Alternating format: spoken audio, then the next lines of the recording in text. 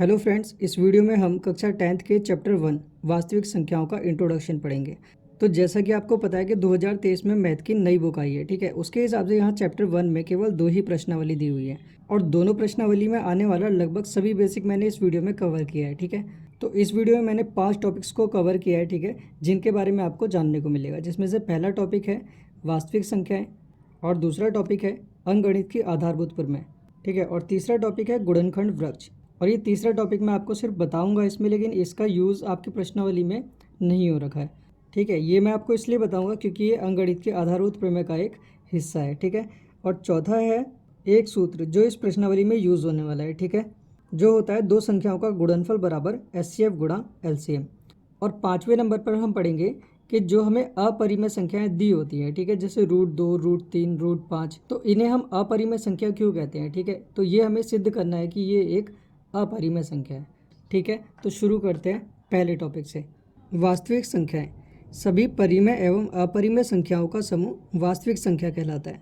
तो गणित में जितनी भी संख्याओं का प्रयोग किया जाता है, ठीक है, वो सब संख्याएं परिमेय और अपरिमेय संख्याओं के अंदर आ जाती हैं। तो उनमें से कुछ संख्याएं परिमेय संख्या के अंदर आती हैं, तो कुछ संख्याएं अपरिमेय संख्या के अंदर आती हैं, ठीक है। जैसे यहाँ पर मैंने उदाहरण भी लिखा है कि जितनी भी प्राकृतिक संख्याएं होती हैं सब वास्तविक संख्याएं होती हैं, और ऋणात्मक संख्याएं होंगी वो भी वास्तविक संख्या होंगी, धनात्मक संख्याएं होंगी वो भी वास्तविक संख्या होंगी, या भाज्य संख्याएं होंगी तो वो भी वास्तविक संख्या होंगी, ठीक है। अभाज्य संख्याएं होंगी तो वो भी वास्तविक संख्या होंगी। परिमेय संख्या और अपरिमेय संख्या जितनी भी संख्याएं हैं सब वास्तविक संख्याएं होती हैं।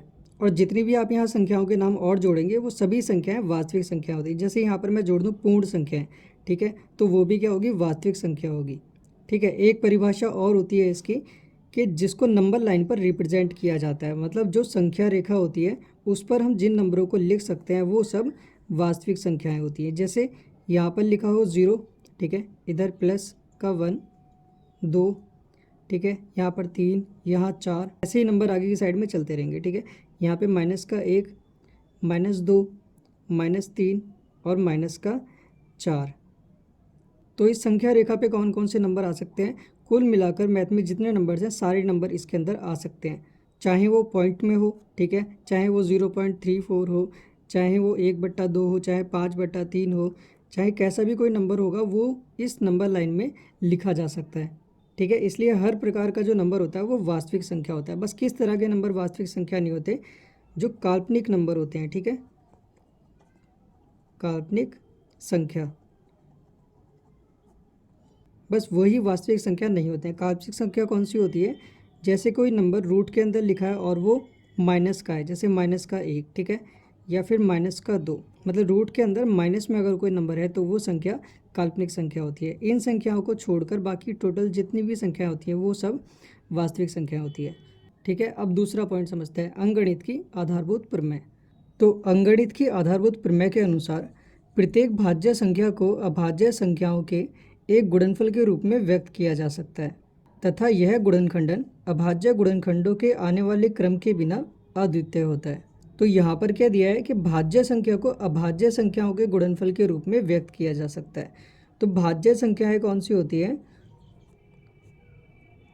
वे संख्याएं जिनका गुणनखंड हो जाता है, जैसे 4, ठीक है, 6, 8, 9, 10, 12 और आगे भी ऐसी संख्याएं, ठीक है, जिनका गुणनखंड हो जाता है। जैसे 2 को हम क्या लिख सकते हैं, 2 गुणा 2 लिख सकते हैं। तो 2, ये 4 क्या है, ये टूट गया किसके रूप में, 2 गुणा 2 के रूप में टूट गया।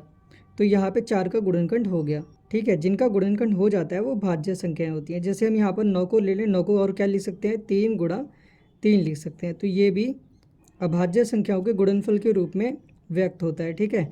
इसलिए भाज्य संख्याओं की जो परिभाषा होती है वो क्या होती है कि भाज्य संख्याएं स्वयं और एक के अतिरिक्त अन्य दूसरे नंबरों से भी विभाजित हो जाते हैं, ठीक है।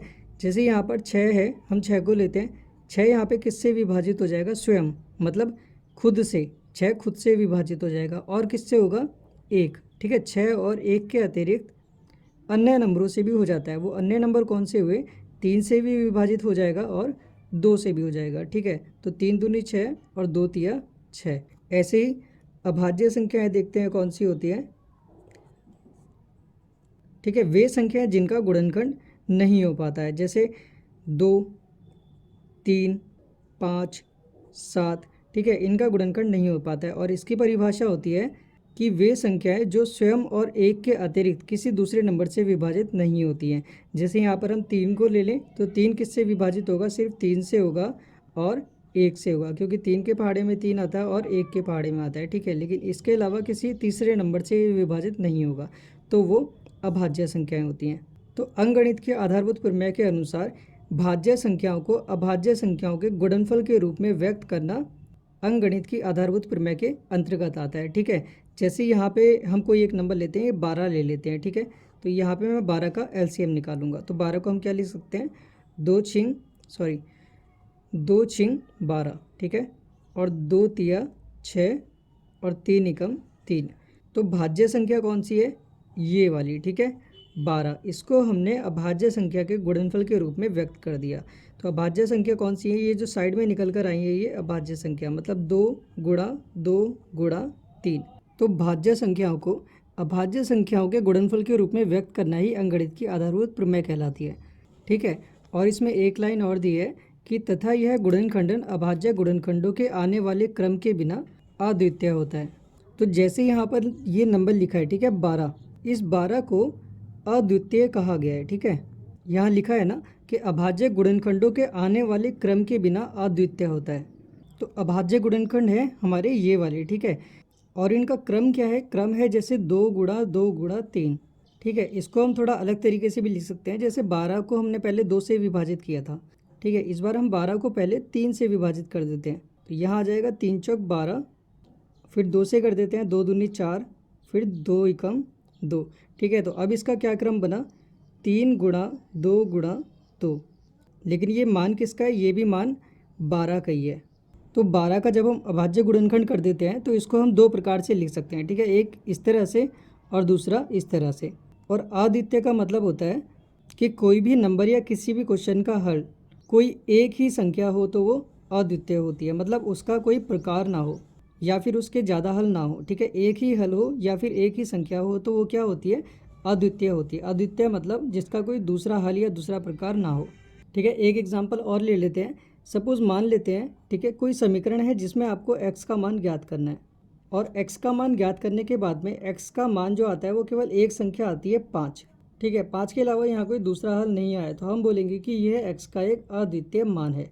और इसकी जगह पे मान लेते हैं x के उसी क्वेश्चन में 2 मान आ जाते हैं, एक 5 आ जाता है और दूसरा 6 आ जाता है, तो इस क्वेश्चन का ये अद्वितीय मान नहीं होगा, ठीक है। इसलिए यहाँ पर लिखा है कि यह गुणनखंडन अभाज्य गुणनखंडों के आने वाले क्रम के बिना अद्वितीय होता है। मतलब इस आने वाले क्रम के बिना ये वाला जो 12 है ये एक अद्वितीय संख्या है, क्योंकि यहाँ से इसे अभाज्य गुणनखंड में चेंज करने के बाद में ये अलग अलग क्रमों में बढ़ जाएगी।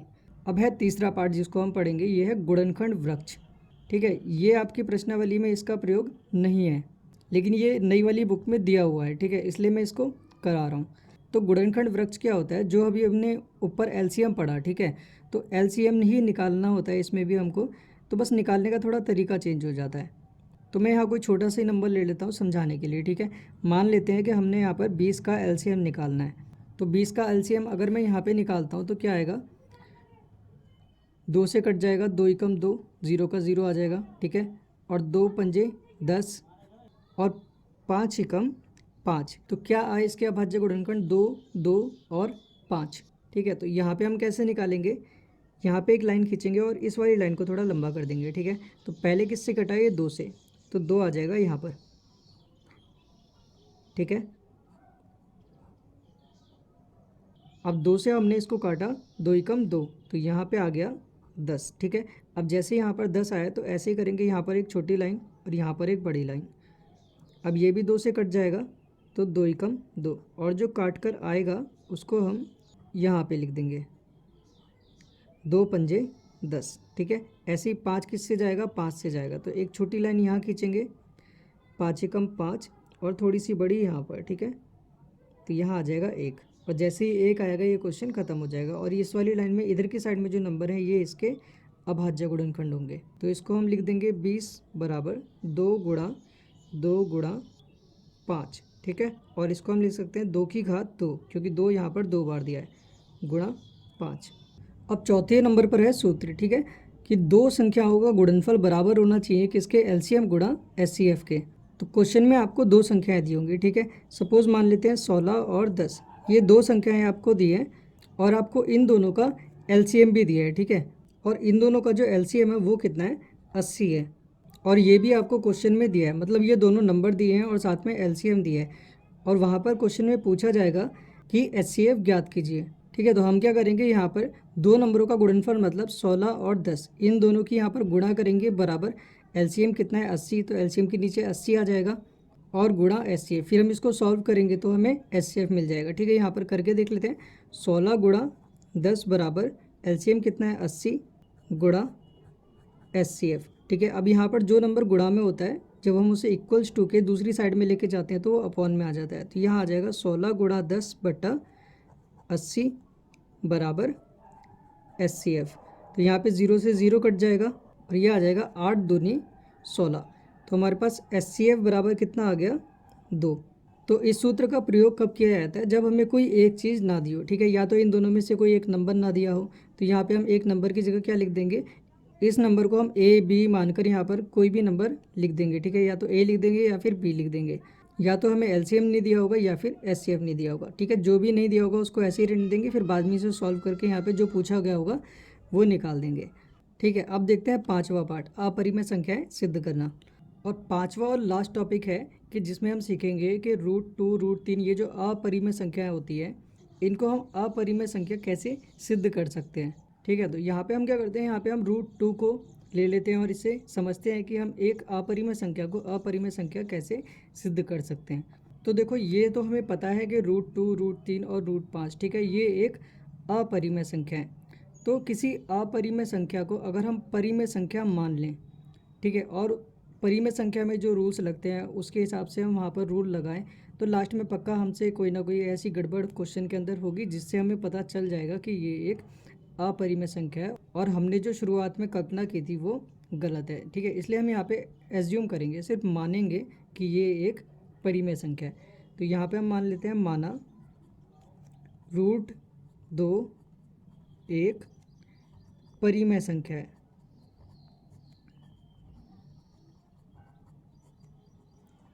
ठीक है। और जो परिमेय संख्याएं होती है उन्हें हम P/Q के रूप में लिख सकते हैं और अपरिमेय संख्याओं को P/Q के रूप में नहीं लिख सकते, ठीक है। अब ये परिमेय संख्या है तो इसको हम किसके बराबर लिख सकते हैं, P/Q के बराबर लिख सकते हैं। तो यहाँ पे आ जाएगा √2, ठीक है। इसलिए √2 बराबर P/Q, ठीक है। और जो परिमेय संख्याएँ होती हैं वहाँ पर क्या होता है, ये जो नीचे वाला Q है, Q is not equals to 0, Q कभी भी 0 के बराबर नहीं आता है। और ये जो दोनों संख्याएं हैं ये सहअभाज्य संख्या होती हैं। तो यहाँ लिख देते हैं, और P और Q एक सहअभाज्य संख्या है,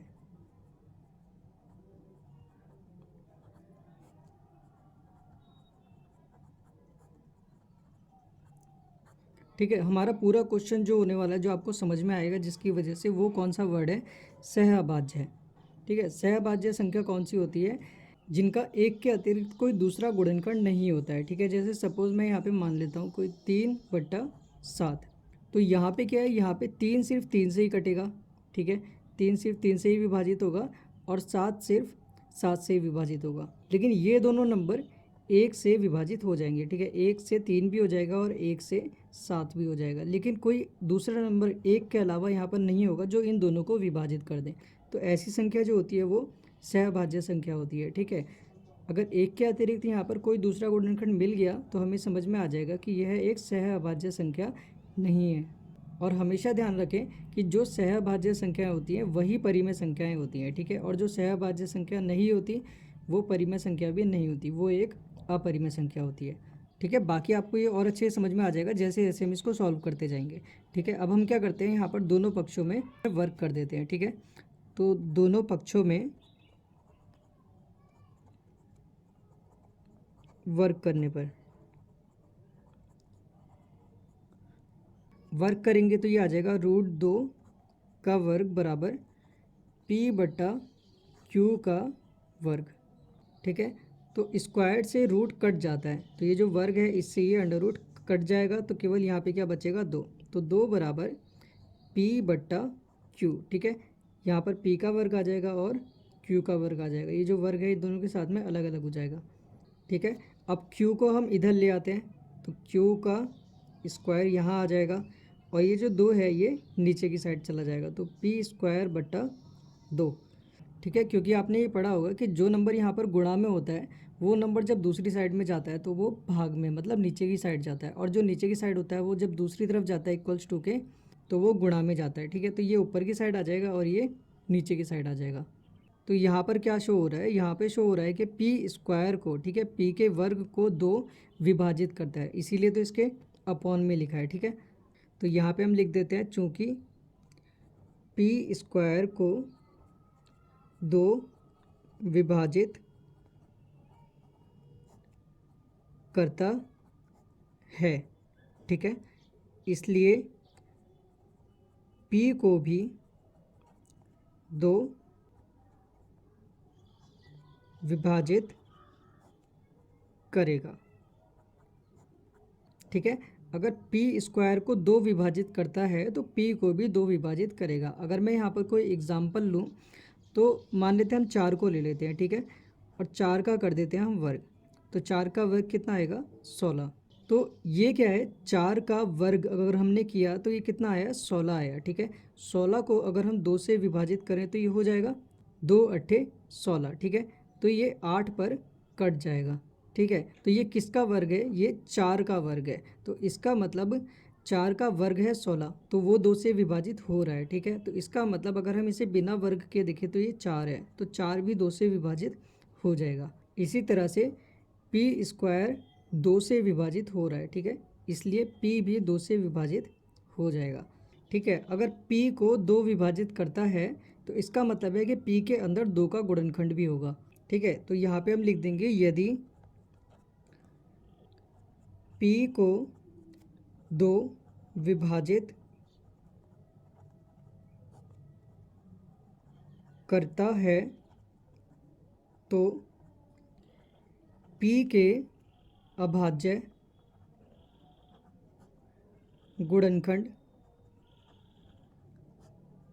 में 2 भी अवश्य होगा, ठीक है। इसलिए हम यहाँ पे क्या लिख सकते हैं, p बराबर 2m। अब ये यहाँ पे मैंने क्यों लिखा है 2m, ये मैं आपको समझाता हूँ। तो जैसे मैंने आपको बताया था 16 है, ठीक है, 16 जो है वो 2 से विभाजित हो जाता है। अगर मैं यहाँ पे लूँ 16, तो 16 के अगर हम अभाज्य गुणनखंड करते हैं तो ये क्या आएगा 2 अट्ठे 16, ठीक है, और 2 चौक 8, 2 दूनी 4 और 2 एकम 2, ठीक है। तो 16 के अभाज्य गुणनखंड क्या आ गए 2 गुणा 2 गुणा 2 गुणा 2। तो होता क्या है, ये जो नंबर हमारे पास में होता है, ठीक है, इसके जो अभाज्य गुणनखंड बनते हैं, जैसे अगर यहाँ पर 2 के अलावा 3, 5 या कोई और भी बना होता है तो उससे भी ये नंबर पूरा विभाजित हो जाता है। जो अभाज्य गुणनखंड बनते हैं जिस नंबर से, उसके अभाज्य गुणनखंड में कोई सा भी नंबर अगर आप उठाएंगे तो उससे ये मेन वाला नंबर पूरा विभाजित हो जाता है, ठीक है। तो यही चीज़ हमने यहाँ पर करी थी कि p को 2 विभाजित करता है, इसका मतलब अगर 2 विभाजित करता है तो ये इसके अभाज्य गुणनखंड में आता होगा, ठीक है। तो अभाज्य गुणनखंड निकालने के बाद हम ये कह सकते हैं कि हमें बाकी के गुणनखंड का पता नहीं, लेकिन हमें ये पता है कि इसमें 2 भी है, ठीक है। और बाकी के जो नंबर बचे उसको हमने क्या मान लिया, m मान लिया।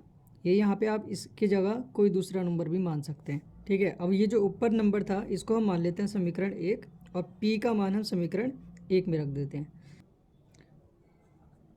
यह मान समीकरण 1 में रखने पर,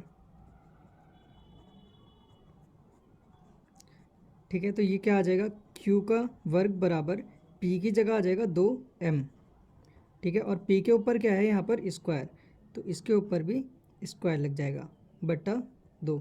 तो ये आ जाएगा q का वर्ग बराबर, अब इन दोनों के ऊपर स्क्वायर है तो इन दोनों का स्क्वायर होगा, ठीक है। 2 का क्या हो जाएगा 4 और m के ऊपर आ जाएगा स्क्वायर बटा 2। तो q का वर्ग बराबर 2 दूनी 4, तो यहाँ आ जाएगा 2m का वर्ग।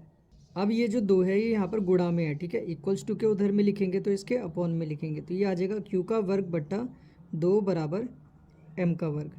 तो यहाँ पर भी क्या हो रहा है, यहाँ पर q के वर्ग को 2 विभाजित कर रहा है।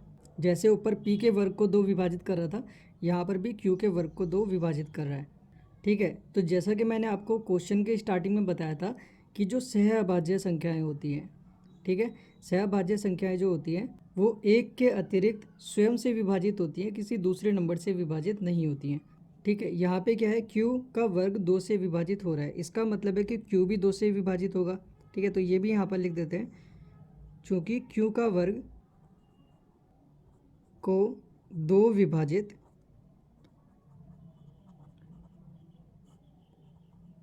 करता है, इसलिए q को भी 2 विभाजित करेगा। ठीक है, ये चीज़ हमने यहाँ पर समझ ली थी कि जब p स्क्वायर को 2 विभाजित करता है तो p को 2 विभाजित क्यों करेगा। ठीक है, ये चीज़ हमने यहाँ समझ ली थी। इसी तरह से यहाँ पर q स्क्वायर को 2 विभाजित कर रहा है तो q को भी 2 विभाजित करेगा।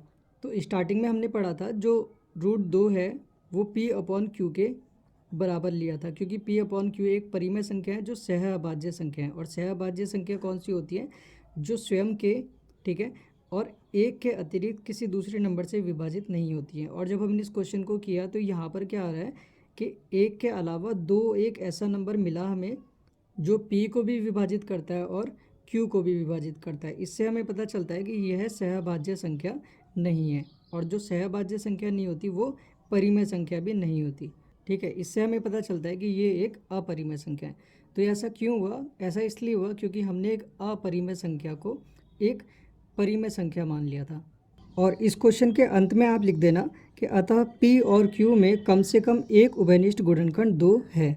ठीक है, हमें p के अपॉन में भी 2 मिला और q के अपॉन में भी 2 मिला, इसका मतलब इन दोनों में एक 2 नंबर और भी है जो उस नंबर को विभाजित करता है। ठीक है, परंतु इस तथ्य से इस बात का विरोधाभास प्राप्त होता है कि p अपॉन q एक सहअभाज्य संख्या है। और p अपॉन q की जगह हम √2 भी लिख सकते हैं। क्यों, क्योंकि √2 को हमने p अपॉन q के बराबर लिखा था, क्योंकि इसमें एक के अतिरिक्त अन्य गुणनखंड 2 भी है। तो सहअभाज्य संख्या मैंने आपको कौन सी बताई थी, जिसमें जो 2 नंबर हैं, ठीक है, उनका एक के अतिरिक्त कोई दूसरा गुणनखंड नहीं होगा। लेकिन यहाँ पे हमें क्या मिला है, 2 भी एक गुणनखंड मिला है। तो इससे हमें विरोधाभास प्राप्त हो रहा है कि केवल एक ही होना चाहिए था, लेकिन यहाँ पर 2 भी एक ऐसा नंबर है जो इसका एक गुणनखंड है। ठीक है, जिससे हमें पता चलता है कि p अपॉन q एक सहभाज्य संख्या नहीं है। तो यह विरोधाभास हमारी त्रुटिपूर्ण कल्पना के कारण प्राप्त हुआ कि √2 एक परिमेय संख्या है। तो क्वेश्चन के शुरू में जब हमने √2 को एक परिमेय संख्या माना था, ठीक है, तो वो हमारी क्या थी, एक गलत कल्पना थी, जिसकी वजह से हमें ये विरोधाभास प्राप्त हुआ। ठीक है, इसलिए हम कह सकते हैं कि अतः √2 एक अपरिमेय संख्या है।